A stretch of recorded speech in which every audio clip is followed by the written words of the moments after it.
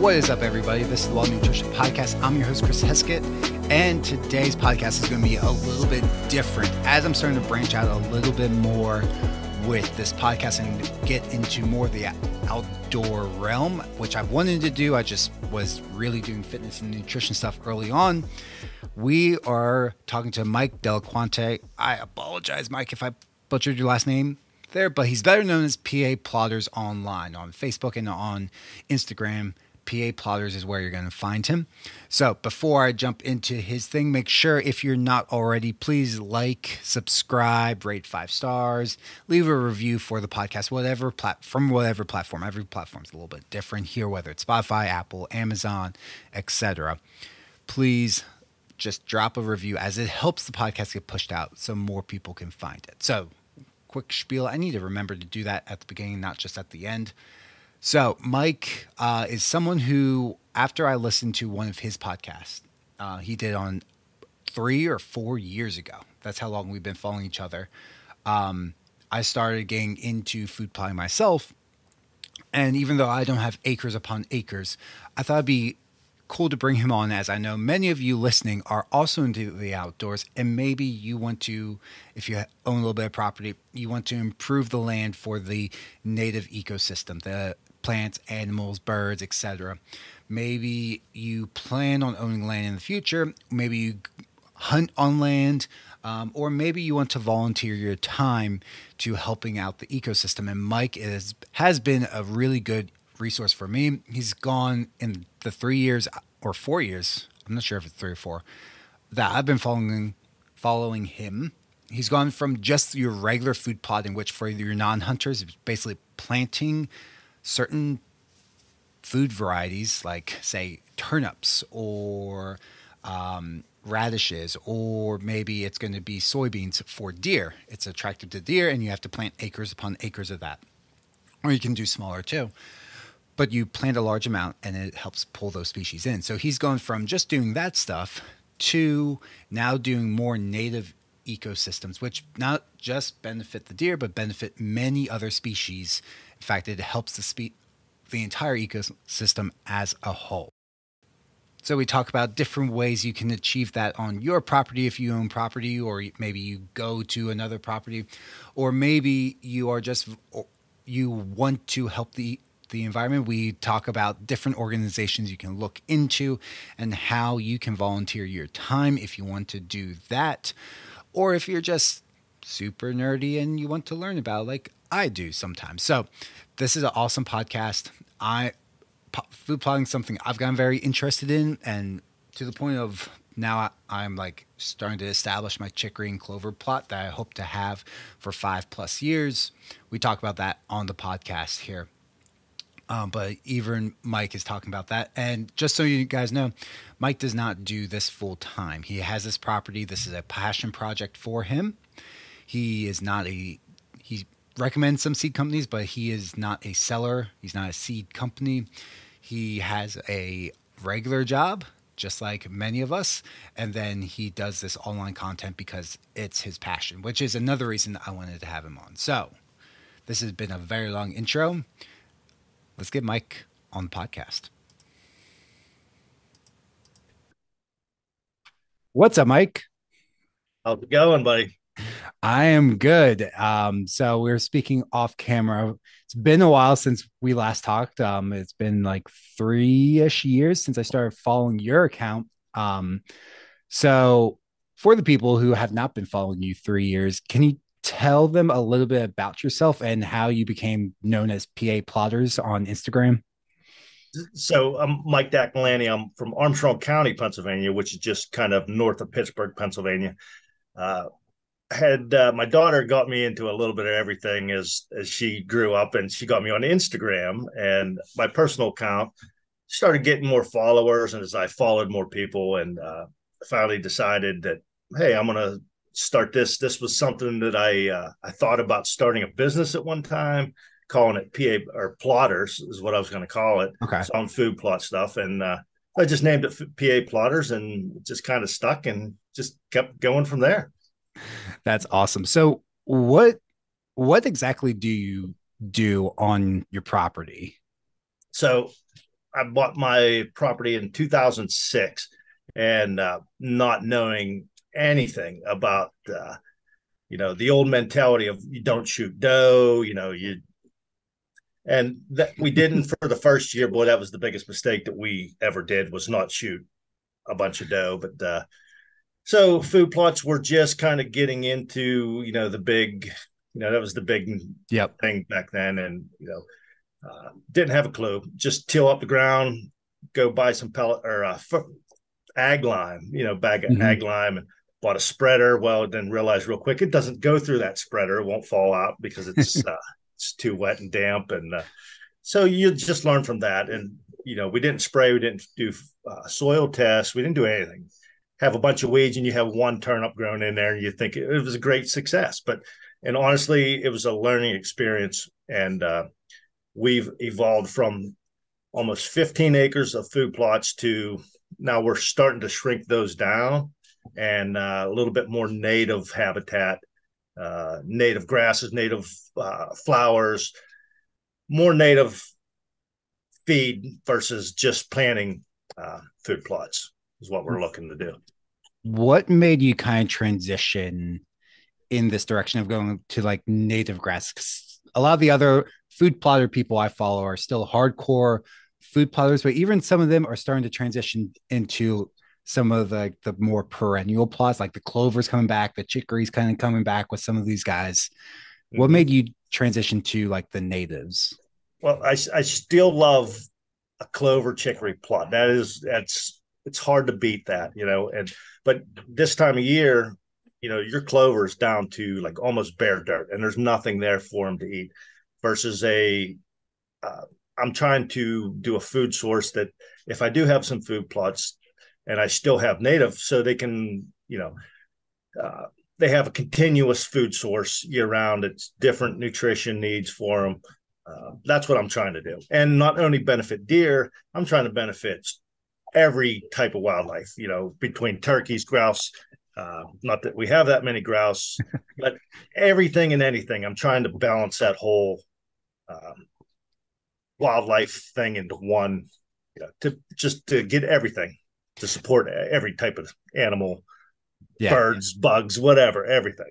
Do you have grouse on your property?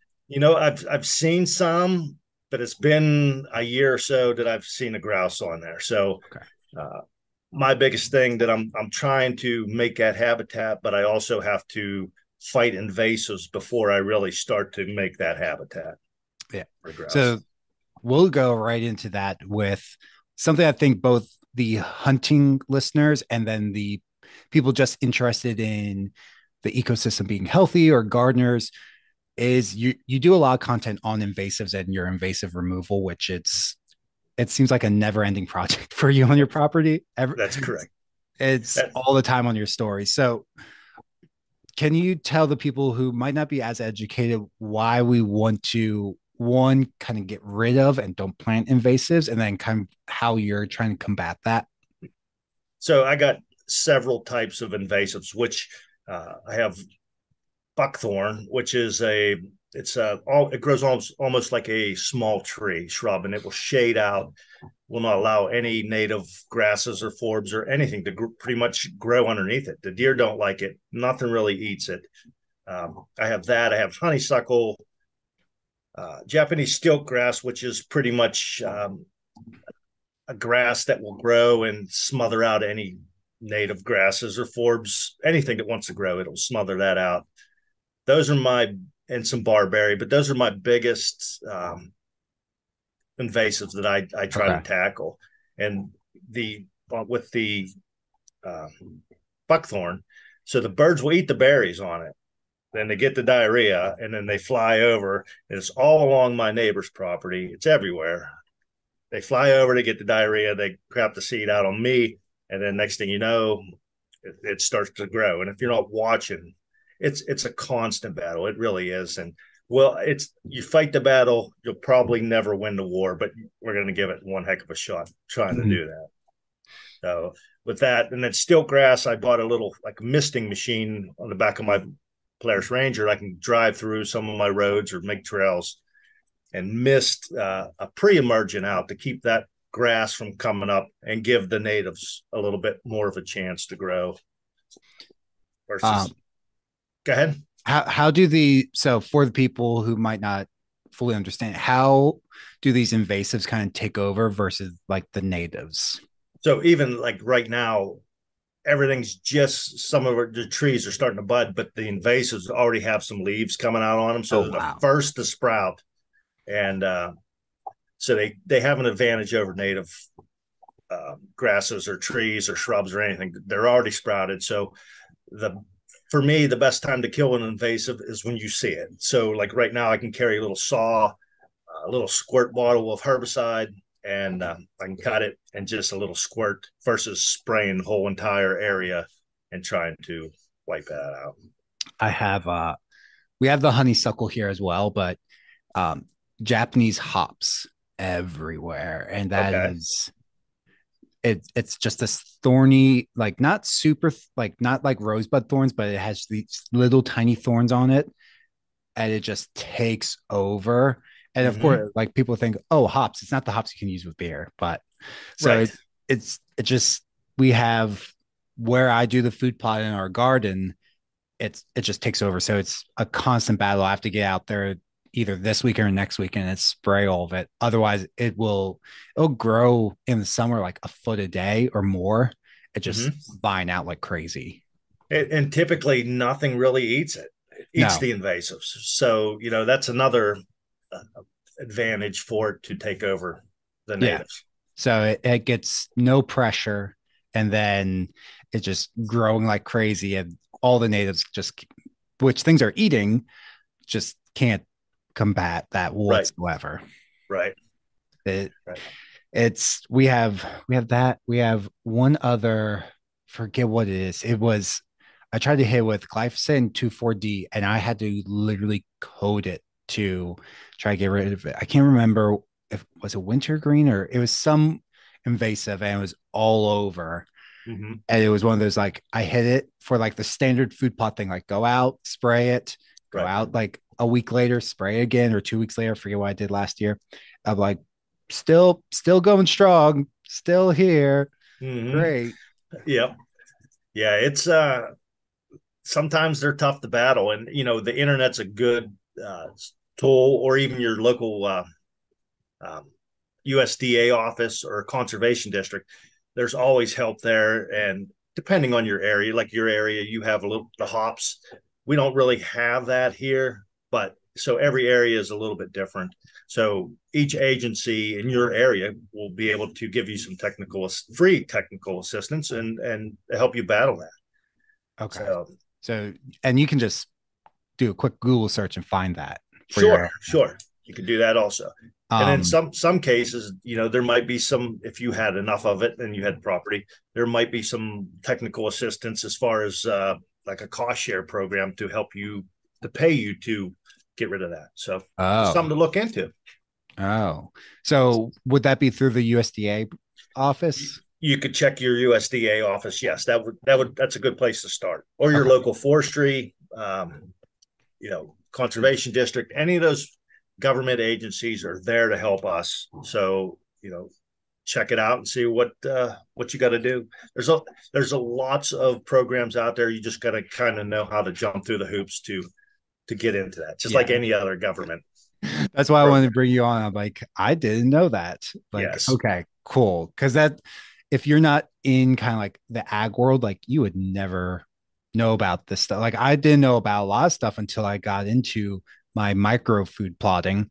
I was like, Mm-hmm. oh, wow, there is a whole world out there that I had no idea about. Correct. And they're not there just for farmers. They're there for anybody that needs assistance, and um, they're there to help. Awesome. Because we have the other issue we have in our area is burning bush, which goes crazy because a lot of the preserves have like these areas as like, what's going on? Why does this area look ugly? They have a sign, it's like a whole information like why burning bush is super bad. And it's same thing as everything else, like takes over, smothers everything out, nothing eats it. So this whole area could be bedding, and food is just worthless for every native species. Right, right. It's a ecological desert underneath it. There's probably nothing growing. Yeah, it It's looks probably just pretty, pretty but much dirt. yeah, yep, Yep. exactly. So what would, as we kind of get rid of invasives, if someone wants to move their property into a more like native, whether it's like a large property like yours, or maybe it's just like a quarter acre or something, they're trying to just make like a butterfly way station or something to help the native populations. What direction would you recommend somebody go with that? Like just starting out? That's something there again, you need to make a plan. And so my plan has changed several times over the year. If you're going to plant a tree, you make sure you know where you're going to plant that tree and you're going to be happy with that tree being there uh, 10 years down the road, because then it's a little bit hard to, if you're able to Yes. move it at that point. So make a plan, your goals, what you want to accomplish. That's your first step. Okay. And document everything, document your time spent, document what you used. If you used a certain chemical to kill some invasives, document everything. Sometime somewhere down the road it may be helpful, like what did I use back in whenever I had this invasive, and you might be able to look back. uh, and then there's also, that leads into those government programs that, okay, well, I spent X amount of dollars for this. I spent 4 hours killing invasives. I spent 4 hours. So that might be able to help you for some assistance if you're looking for that down the road. So document everything. I just That's recommend that very much. So, uh, but make sure you have that plan of what you're looking to do, depending on your property. If it's flat, if you have some like open areas, then yes, you're looking to do some native planting. Or if you just want it to go fallow, which is just kind of letting it grow, just let it do it. Nature's going to make something grow there. And keep an eye on invasives in that, where you might be able to spot spray versus spraying the entire field to kill everything, mm-hmm. depending on what you want to do. I went from spraying everything, tilling everything, spraying it again, planting food plots, to I try to stay away from herbicides as much as possible. Now I will put up with the weeds. Um, it just depends on what kind of weed it is. If it's a Yeah. noxious weed that's gonna fight me, just overtake. It's not invasive, but it's a noxious that will out compete anything I plant. Then I have to use a herbicide, but it's a tool. It's not a. I'm probably like a lot of people. It's with all the lawsuits going on and Yeah. everything. It's kind of, it sticks in your head that maybe I don't want to spray that. I don't want to wash my hands with that. So I'm trying to stay away from a lot of those chemicals. But It, so it's yeah, it tough. depends on your scenario and what you're looking to accomplish. Is what I'm Okay. trying to get at. This whole Yep. rambling on sometimes, but That's uh, fine. Are there any like native, so say you didn't want it to be fallow. Is there any like native seed brands, companies, mixes you would recommend someone look into? um, Ernest Seed Company, and a lot of these native mixes are expensive, and you Yes. need quite a bit to plant acres, and which a lot of listeners probably aren't planting acres. So uh, your local conservation district might have some seed cells or tree cells that I know our local district sells. Have a tree cell, and they sell some food plot mixes, also some native Oh, grass nice. mixes, flower grass mixes. So even maybe a local um, bee club, honeybee club Mhm. might be selling pollinator mixes if that's what you're looking for. So there's lots of local things that your local Ruffed Grouse Society, Wild Turkey Federation. Um, I'm missing a couple of them, I'm sure, but uh, There's a lot, a any of lot those of, clubs like that, you yeah. just got to kind of search and see what if they're selling anything like that. So you Okay. might be able to pick something up fairly cheap. Okay. I've used American Meadows for some stuff and they're pretty good. Okay. Um, but some of them you do need to be careful because some of the mixes I'm like, make sure it's like the native mix and then that the native mix is actually native to your region. Like for us, it's pretty good with the Northeast blend, Mm-hmm. but there's a few things in there. I'm like, it's not exactly. It's not invasive, but it's not exactly. It's there because it looks pretty, because it's Right. like a wildflower blend. Right. Um, but they actually came out with a wildlife habitat blend, which it was a 50-50 mix of grasses and flowers, which I thought was really interesting. Like, oh, that would be something on my parents' property. If that farmer ever stopped farming, that I would probably put out there because that's actually fairly native to our area, which is something I didn't realize is like you don't necessarily want a full wildflower blend. You want the Mm, grasses in there too.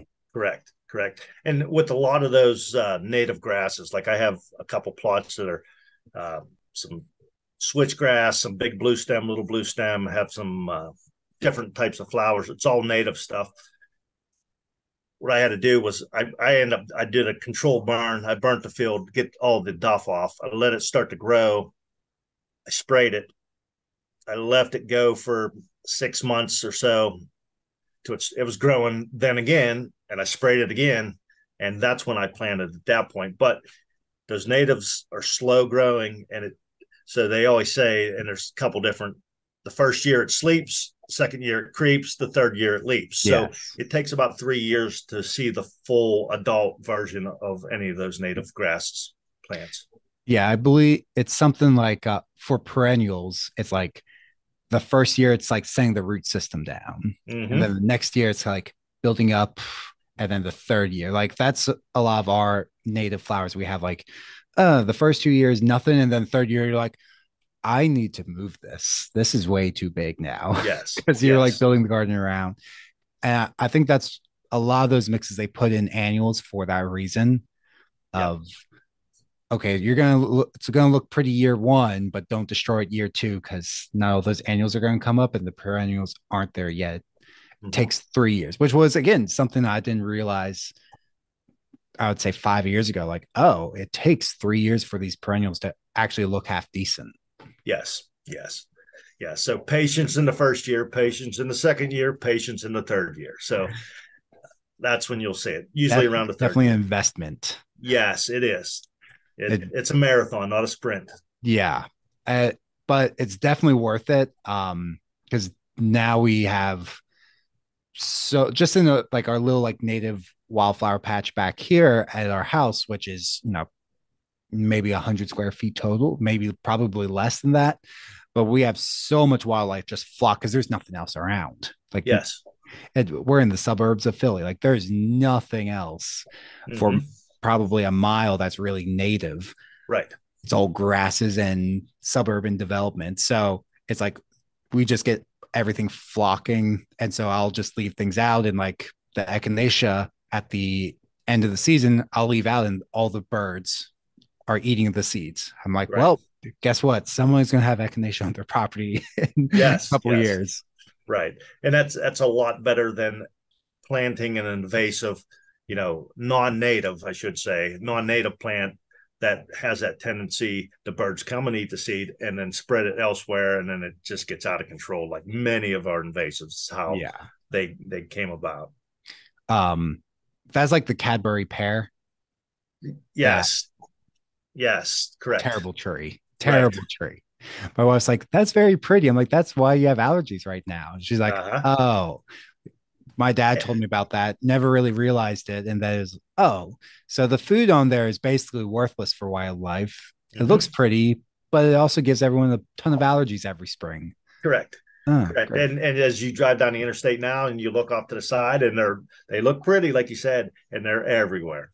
Yeah. Except They're now, useless. now I see him like, screw that tree, screw that tree. I want to cut that Yes. tree. Now you're just angry, look, driving down the highway. A hatchet and a little squirt bottle of herbicide would be awesome. Yes. Yes. Or like what is it, barking, where you do like the strip all the way around. Right. You can girdle them. Yeah, Yeah. that's it. Girdle or hack and squirt where you take a hatchet and you make like a little cup as you cut Oh, it at an angle, and then you spray your herbicide into that little that cup. So hack and squirt is what they call it. So you hack it, oh, squirt with some herbicide. So, interesting. I did not know about that. Is way easier. yes, yes. Or, and then I've also done it that way. I've girdled them, spray the girdle with a herbicide, and also do a basil bark, which I'll mix some herbicide with diesel fuel.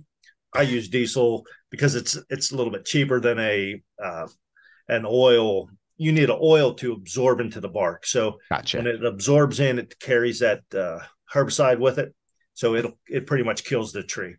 But you want to do that when they're in full leaf and they're sucking nutrients back down to the roots. Is whenever the best time to do that is.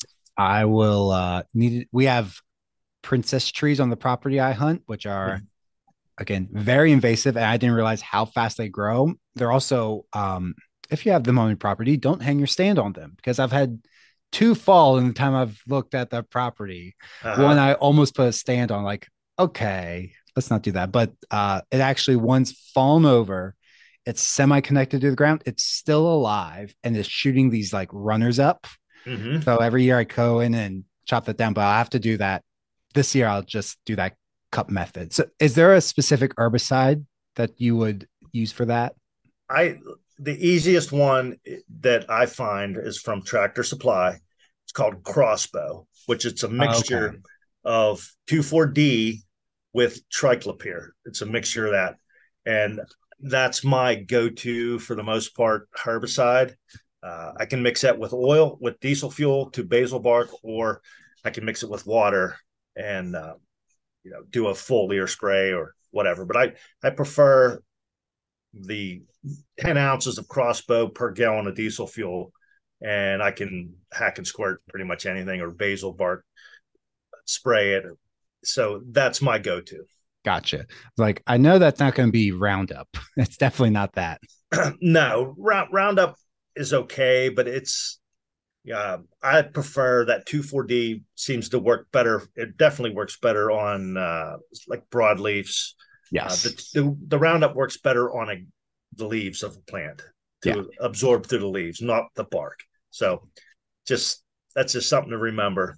Roundup it's a good herbicide, but I prefer 2,4-D and It's the crossbow is one what of I the prefer. weakest herbicides, I believe. Roundup is. I think it is. It It really is. and everyone like craps on, like you hear that all the time with the in the nutrition world, like, oh, it has glyphosate on it. Like it kind of breaks down as soon as it touches the soil. That's what they say. As soon as it dries, that it's pretty much it deteriorates.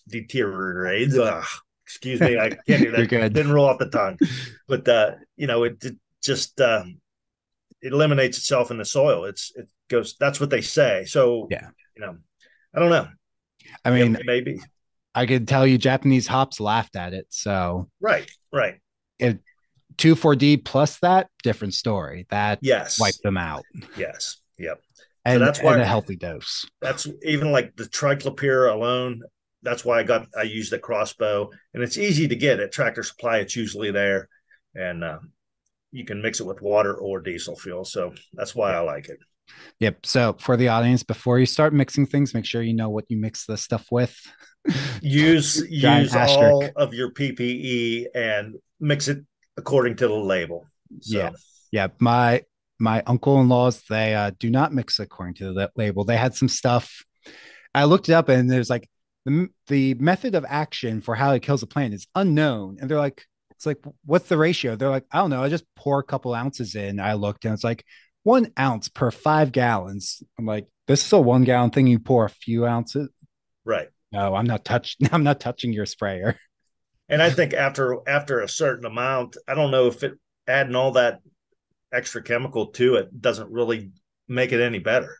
I don't think it So kills it any. It just then is it like in your soil, yes, yes, which you might have other consequences that it might get into your groundwater. It might get onto you. It might be killing, the beneficial bacteria and fungi in the soil. correct. Which 2,4-D will last in the soil just a little few weeks, I believe, It's like 10 to versus 14 Roundup. days. Yeah. Yes, yes. Or So like, sorry, 10 days before you put seed down okay, is the rule. So yeah, it's might yeah, be 14.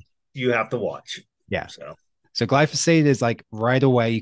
You can like go over that with glyphosate, like if seed you if down. you sprayed your food plot as soon as it's dried, you could Yeah. pretty much plant that and then Yeah. within an hour.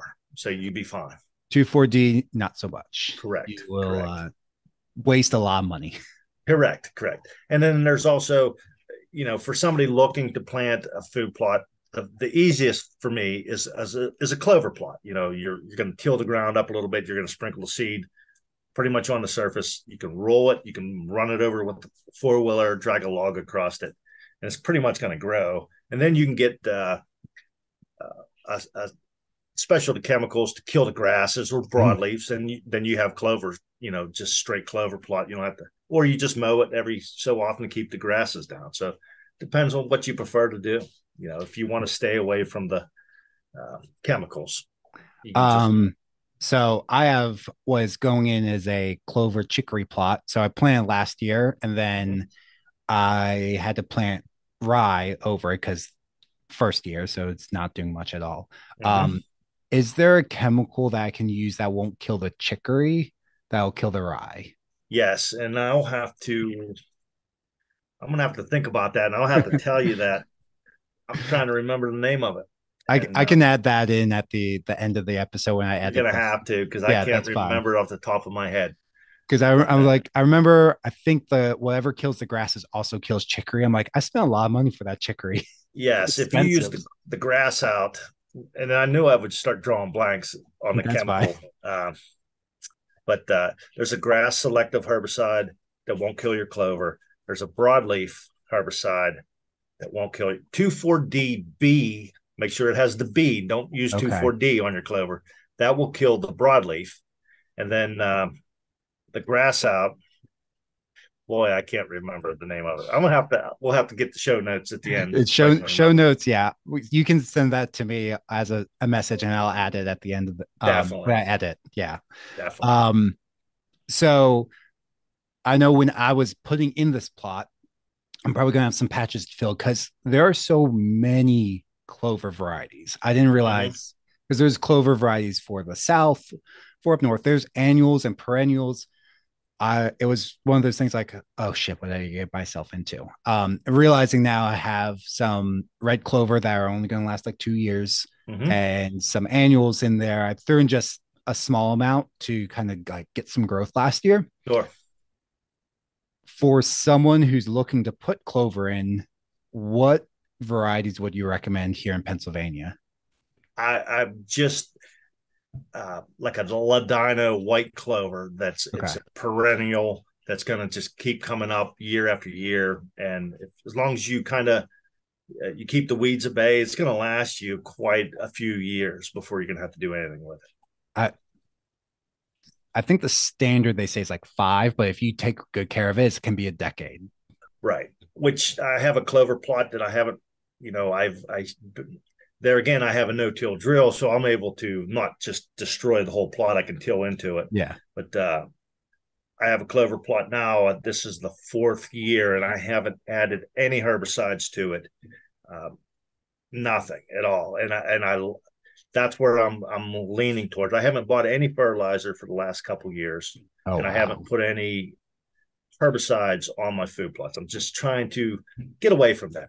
And it's not, we all look at the pictures and the videos online and I was that way. The beautiful weedless food plots and the biggest turnips and biggest radishes. The one year I bought 2 tons of fertilizer for 15 acres, and that was before the fertilizer prices went through the roof. And this year, the last 2 years, I haven't bought any. This is my third year, so I do get half decent food plots, but I'm not worried about that. I haven't had a deer complain yet on what they look like, so uh, I'm not complaining. And it's growing. It's helping my soil. I'm trying to do plant a lot of clover, which will put nitrogen in the ground, and then also add some like wheat or oats or even sorghum to have that carbon in there, so can kind Mm, of, if you've ever seen a soybean field, how at the end of the year there's really nothing left versus a yeah. cornfield, which is all that stubble. Yep. The stubble in the cornfield has a lot of carbon versus the soybeans, which is high in Oh, nitrogen. interesting. So, it takes a year or so for that carbon to get eaten by the soil. It depends on all your microbes and how healthy your soil is. So with your clover plot, every year you're just throwing in a little bit of that and like the oats or the sorghum, and then you let Correct. that die off, and that becomes basically like your mulch layer. Correct. Correct. Interesting. Even if like this, just today I was out mowing it. I had a lot of foxtail come up in it last year, Mhm. which I could have sprayed it, but I had sorghum growing in there, and I wasn't sure if I could use a grass selective herbicide, but it would kill my sorghum. So I just left it go, and I didn't want to spray it. And so I just mowed it this year, so just to chop it up and let it lay on the ground so it'll get absorbed into that, and that clover will grow up through there, and then it'll start rotting away. So just build that soil. When you do like how much oats or sorghum are you throwing in like per acre? Well, you don't want whatever they're telling you, whatever the rate is per acre. Say it's Way less. I'm just going to guess. Say it's 30 pounds an acre. I would go half rate. Okay. You don't want a full complete stand and tie up a lot of those nutrients with just that monoculture of oats or rye Mhm. was what I'm saying. So a little bit half rate, I would say, would be best. And Okay. allowing that clover or whatever to still grow in there, and then you're not tying up all that nutrients. I That's might have to try that this year or next year. sure. It might Yeah. be the new plan for me is if the clover plot and chicory plot establishes, throwing it like oats would be really cheap and easy to do. And then it would be dead on like the rye. Like the rye's back already. It's the first thing up. Yes. And they don't for the area, they don't need that food. Like I have them on the game cameras, but they don't need it. Mm-hmm. I understand like some people might do like if they're spring turkey hunting, which there's no turkeys where I'm at. Um, you want that very early food source, but I don't need it in my area. They Right. have everyone else's gardens. Right. You know what? I've the last couple of years I started doing some control burns. So there again, you need to do a lot of research on that and practice, and you don't want to start with acres and acres uh, of fire. But so we're slowly with my son, and I get a lot of help from people um, knowing what you're doing. And I've had a lot of good success, even for turkey, coming in there and picking out, the bugs and I'm on a rotation plan. I'm not burning everything this year. I burned this field this year. 2 years ago, I burned another field, and alternating that maybe every 3 to 5 years, I'm going to burn that field again. So, uh, still allowing cover for nesting, and there's that nesting time too. You don't want to be out there burning and Right. uh, That disturbing would be nest. bad. Yes, yes. So no, there again, it's a great tool. It's becoming more popular, Hmm. and also as far as like controlling invasives, if you can get that fire just hot enough to cook a lot of those invasives, it helps. So it's getting more popular in Pennsylvania, like it is down south. It's a common practice. So We were it'll get just there. down south last week, and my Mm-hmm. wife's like, what's that smell? I'm like, I bet they're doing controlled burns. I'm Yeah, all like driving down to Savannah, like along the route. It's just like smoke, smoke, smoke, smoke. right. Yeah. And they burn thousands of acres at a time, Yes. and There is everyone some like, knows. So, but yeah, just make sure you know what you're doing, and contact your neighbors, contact authorities before if you're going to do a burn, and know what you're doing.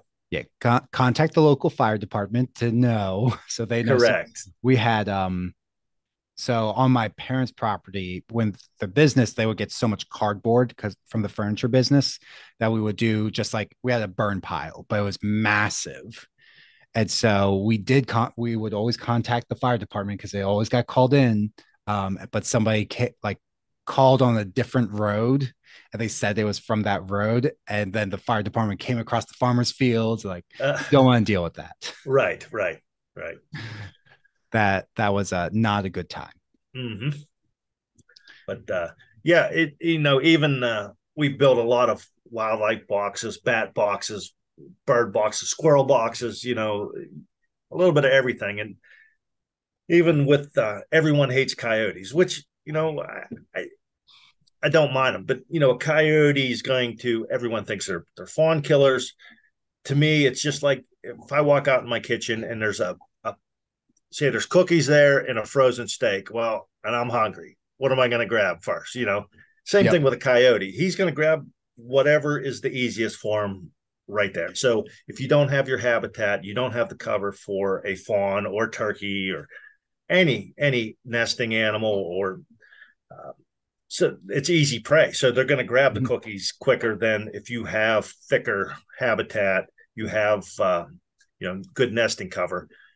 Where a fox is going to find a mouse, absolutely, he's going to pick that mouse and eat that mouse. Or same thing with a coyote; they're going to eat something that's the easiest thing for them. So I don't have any hard or ill wishes against coyotes or foxes, or you do have to keep some in check every once in a while, but there again, habitat is the key.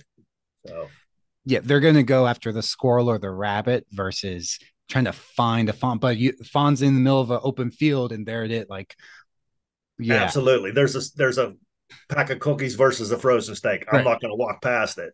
Yeah. Frozen steak, I have to thaw out and cook. I'm starving right now. Mm. Absolutely, yes. Um, which is interesting because a lot of times the food plotting community, it's just about the food plots, and then the soil kind of sits bare. It's like, well, come spring, you want, the next generation, and everyone's chasing trophy bucks. So you want the next generation of bucks. Where are they bedding? And you don't hear about bedding and where the funds are gonna hide either Correct. as much. Correct. Correct. Which I started building. If you looked at my Instagram post, I'm using some pellets and I'm making some rabbitats, or just Oh yeah, I did see that. throwing the pellets underneath, make a brush pile on top of them to give them some room to hide underneath. Or it could be anything: rabbits, squirrels, whatever wants to use them. And just making that cover, and then let some sunlight in and grow from there. So That's hopefully awesome. keep control of the invasives also at the same time. Yeah, That's always the invasives fight. are just never ending. I looked in our yard or the garden the other day, like, here we go again this year. Mm-hmm. Yep. Another what's so currently in our pumpkin patch we have, it's not really invasive, but uh it's highly toxic.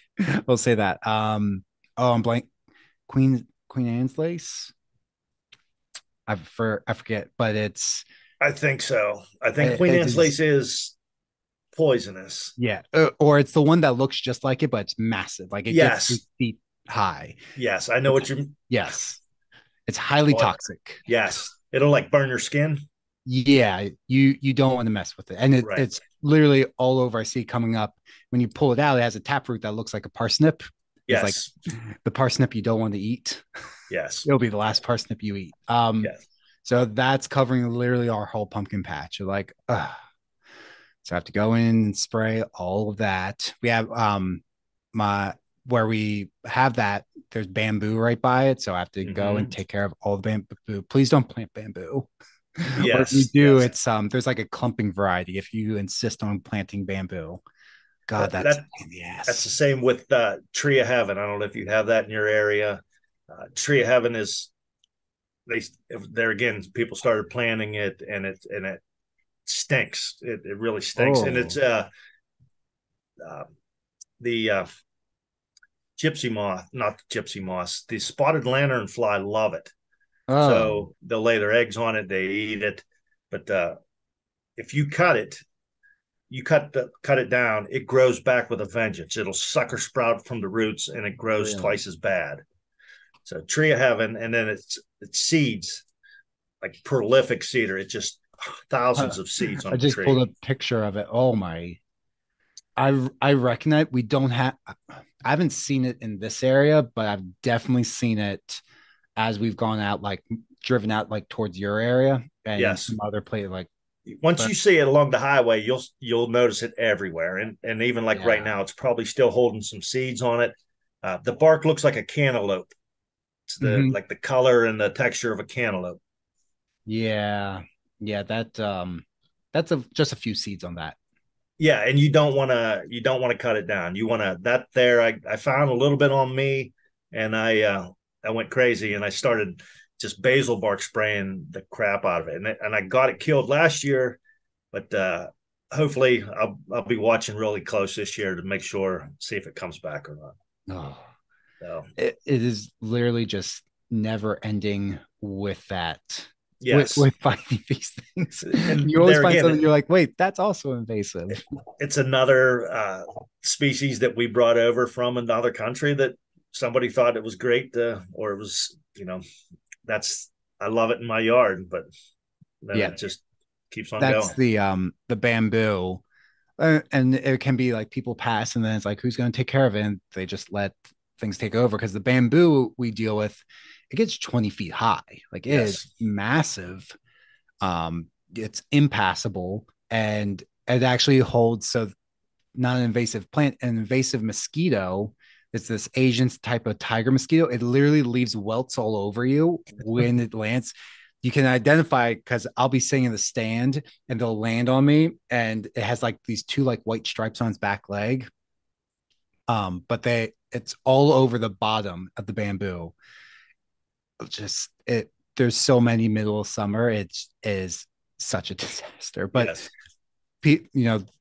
my uncles, for better for worse, they're just like, well, we don't want to get rid of it, and in the future it'll be someone else's problem.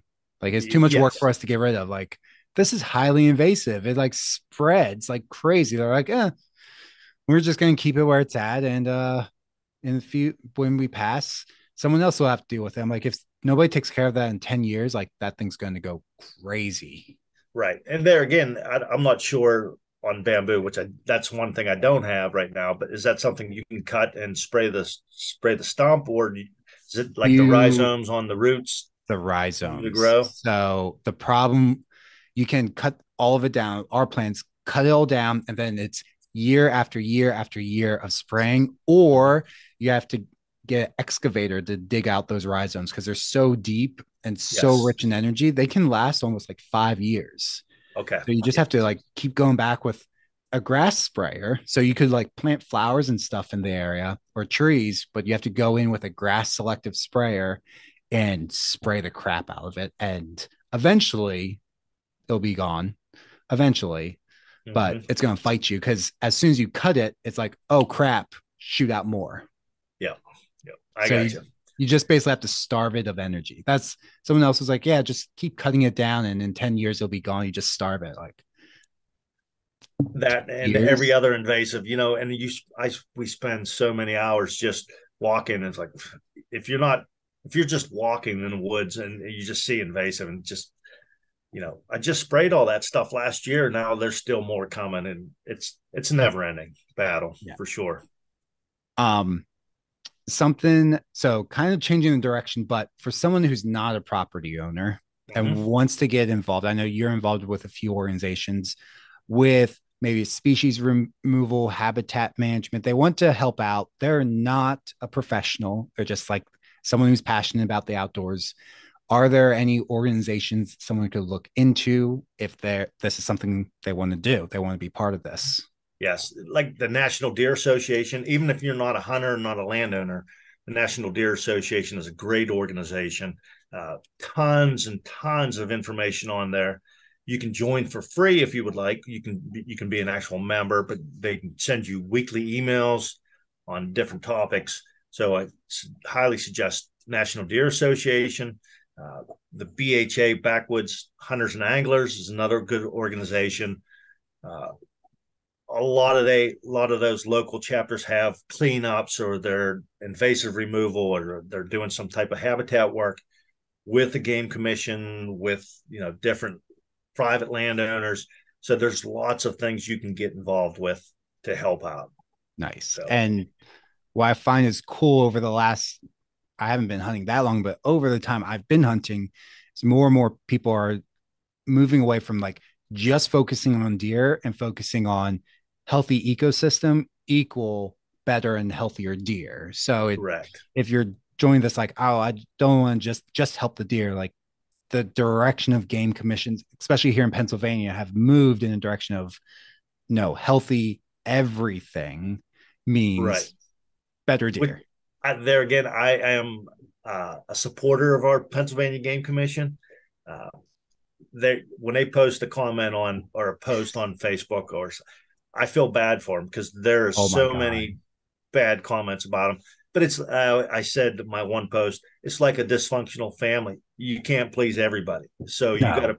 They're trying to do the best that they can and try to make everybody happy, but they're never going to do it. it's So the comments are wild and the Facebook groups are wild. I'm just like, yes, yes, just the guys are like back in the 80s and 90s, like you used to see like herds of 20 and 30, and then it's like that's not good.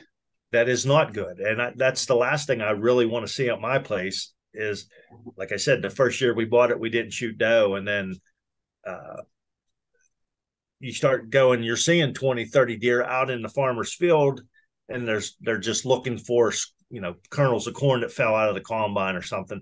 And then the farmer starts to red tag everything. And, you don't want that because somebody's going to come and shoot towards you or, my property, we try to shoot enough. I try to bring youth in. I try to bring first year hunters. And we try to target a lot of doe. You're not going to shoot no Boone and Crockett buck for the most part. You're going to shoot, maybe if you see a buck, it might be nice. It might be just our Pennsylvania typical whitetail, and it's all up to you whether you want to shoot it or not. I've shot enough deer in my life that I enjoy going out with another hunter anymore and see that I get more excitement from just being with them and feeling the excitement and high fiving and having a good time than me pulling the trigger anymore. That's awesome. So do you actually have like an official program you do for youth and new hunters there, or is it just I kind of like message me? yeah, I don't. Usually like some local people, hey, of a kid that's he's just getting to, 10, 11, maybe bring his dad with them. Or this year we had a youth hunter shoot his first doe, that junior Nice. senior, and he was all excited, and so yeah, I get more excited over that than me. It's just something that makes you feel good inside, for That sure. first one is definitely something special. Yes, absolutely, absolutely. Um, so we're starting to run out of time real quick, but I wanted to go back to those massive deer herds Mm-hmm. and what is the problem? So people don't understand like habitat carrying capacity. They don't understand like you can't have massive amounts of these animals on habitat without it totally destroying future generations. But everyone's like, this year, right now, I'm seeing not as many deer. Therefore, all deer are gone. That's all what you always see on the Facebook post. So for Correct, increase, correct. could you explain like what like a healthy balance for a habitat is and signs that maybe your property, your habitat is getting a little bit out of balance? A couple scenarios that I have is if you walk into your woods and you can see from one end to the other, and there's nothing like from waist down, it's big trees.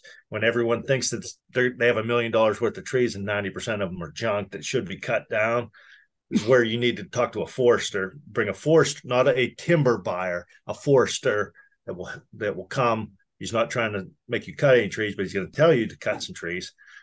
Let some light in, let some forbs or wild blackberries, anything that deer eat to grow. And so you want too many deer. Another scenario, just to kind of picture in your head, is if you had a fenced in area, say a 10-foot by 10-foot fenced in area, you put a duck inside of it, and then you put two ducks inside of it. You put five ducks inside of it. And all of a sudden it's just mud. Well, you Yeah. got your carrying capacity. That grass can't grow fast enough to support those five ducks. So you need to eliminate some ducks until you have grass. You're following what I'm saying? Yep. So the carrying capacity of your woods is the same. It's the same way. A deer will eat 7 to 10 pounds of browse, woody browse a day. And that's buds or leaves, buds off of anything. So think about that. How much 7 to 10 pounds of browse per deer per day times 365 is. So think about that when you see 20 deer out in the field, how many Yeah. That's a how many lot. pounds of browse that is. So And then when you exceed the carrying capacity, it takes a while to get back to that. Like, say if your carrying capacity was like 100 deer, and you can correct me if I'm wrong, but if it's 100 deer per square mile for easy numbers, but you go to 120, the carrying capacity is no longer 100, it might be 80. Correct. And then Correct. it takes a while to then it's like the next year it's 85, 90, 90.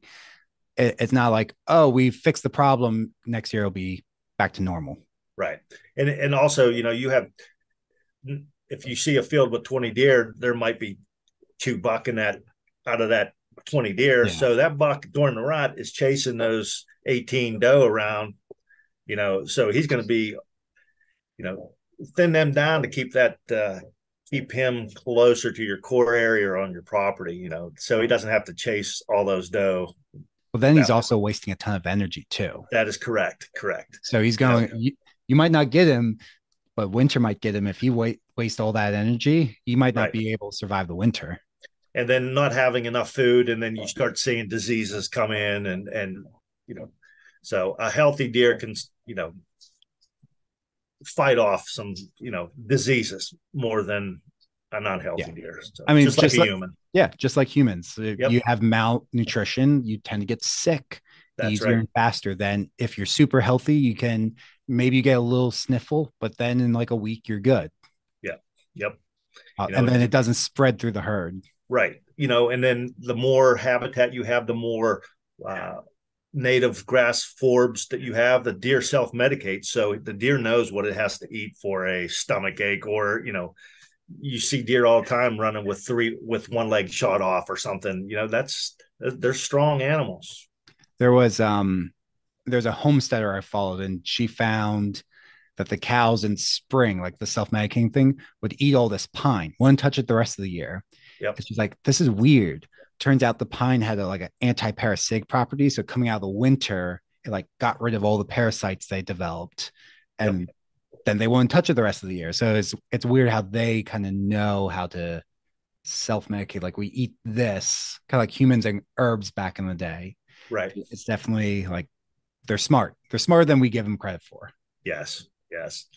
My biggest thing is to educate yourself on anything that you're doing. Don't listen to me. Don't listen to you. Listen, take everybody's advice and make your own decision on how you're gonna, Yeah. do something. Every food plotter has been slightly different. That like your information's moving towards more natives. There's still some food plotters I listen to who are your classic food plotters, and there's some that are like kind of in between, Right. or ones with that people would be like, oh, I would never plant that in like partial shade, and this other one's like, yeah, I do. Is it the best? No, but guess what? That's what I have to work with. Right. Right. I'm into mixing all my, I'll buy some stuff from my guys I get seed from, and I'm just going to mix it together. And like, well, it's not really, it's not what they want. They want me to show them Yeah. pictures of, the biggest and the biggest radish or whatever. But to me, I'm mixing it all together. I'm going to try to help my soil feed my soil, and feed whatever wants to eat it, it's going to eat it.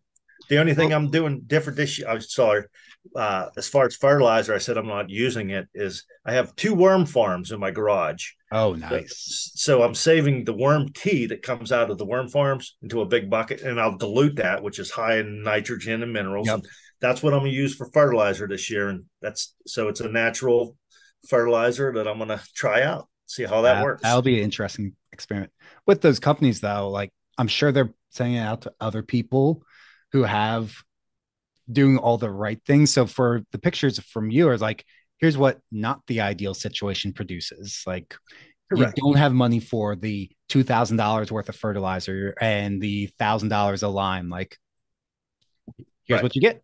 You're not gonna see that by a lot of the companies. They're not going to show you that. Which I wish they did. Like, here's how this performs when you follow directions. Here's how it performs when you do things right, like you plan it right. You might fertilize a little bit, but it's not how it's perfect. Like I don't Yeah. have a ton of money to drop on fertilizer.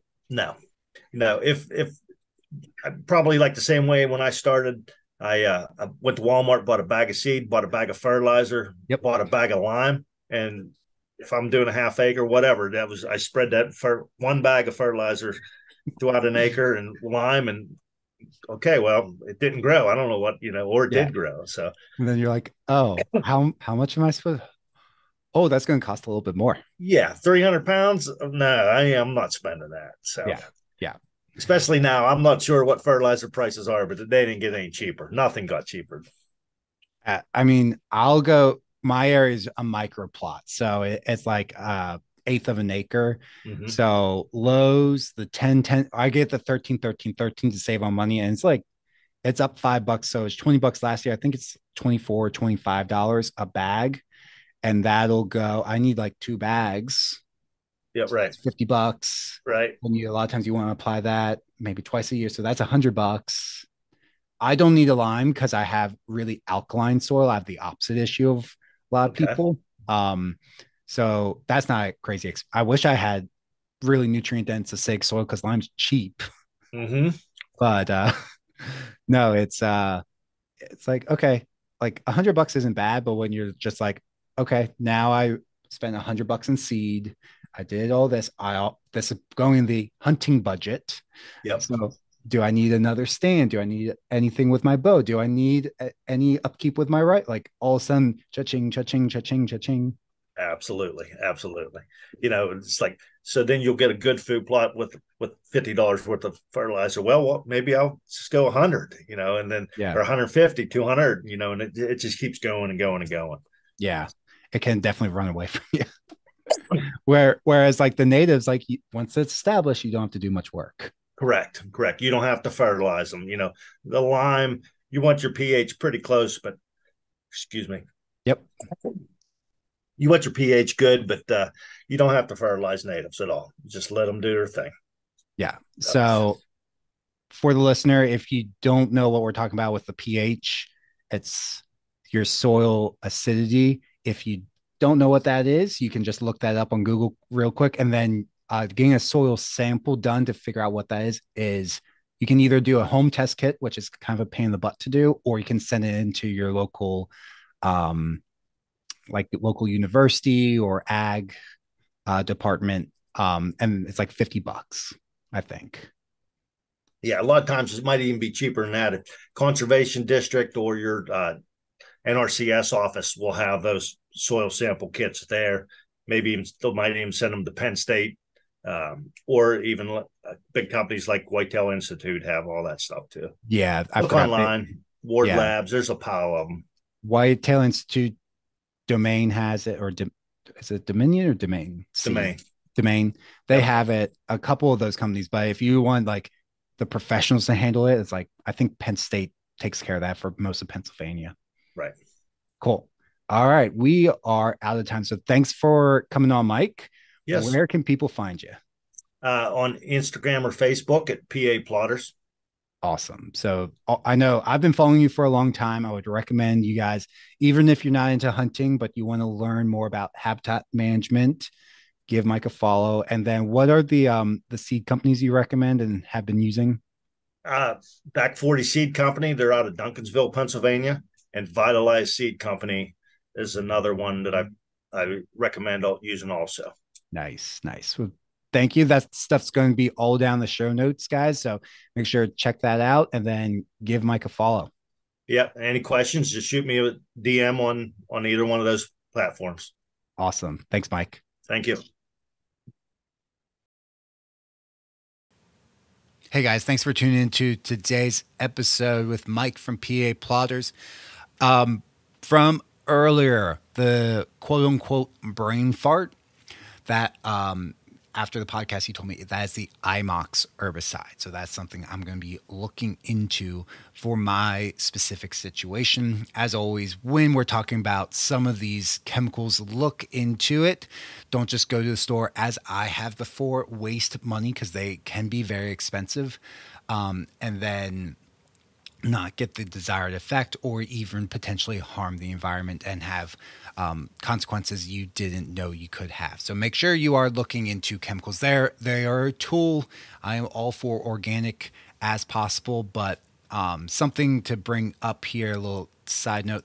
When we're talking about maybe it's land and you can't do a control burn, you can till it or you can spray. When we're tilling, we are destroying the beneficial fungi, the mycorrhizome thing. I'm blanking on the actual term here.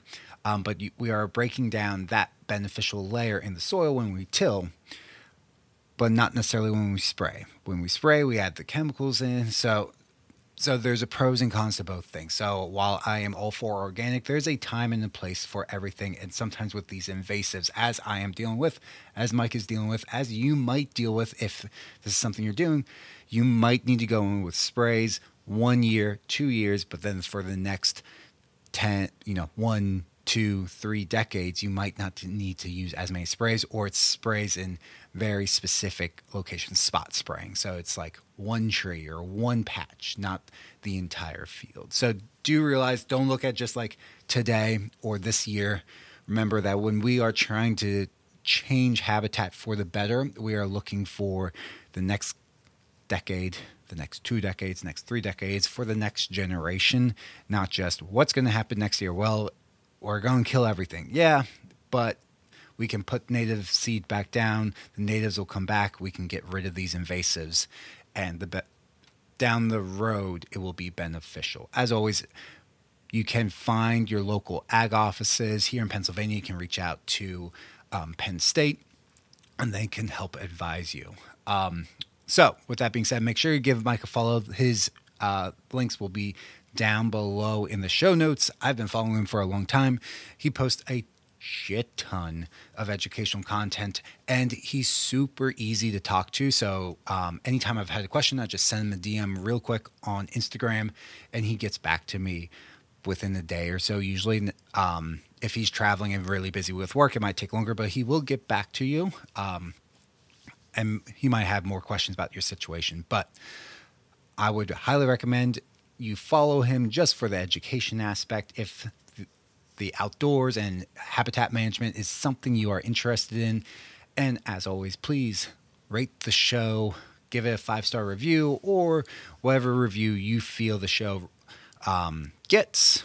That's not exactly the right phrase. And if you can write a review, please do. On Apple, that helps push the show out. And on Spotify, you can leave reviews or feedback for each episode. So if you liked this episode and you want to hear more, and you're on Spotify, you can say that. I do look through those weekly or bi-weekly and see what you guys are saying. So like our gardening episode, a couple of you said that you really enjoyed that. So we will do some more gardening content. One of the big reasons Mike was on here, this is gardening on like a bigger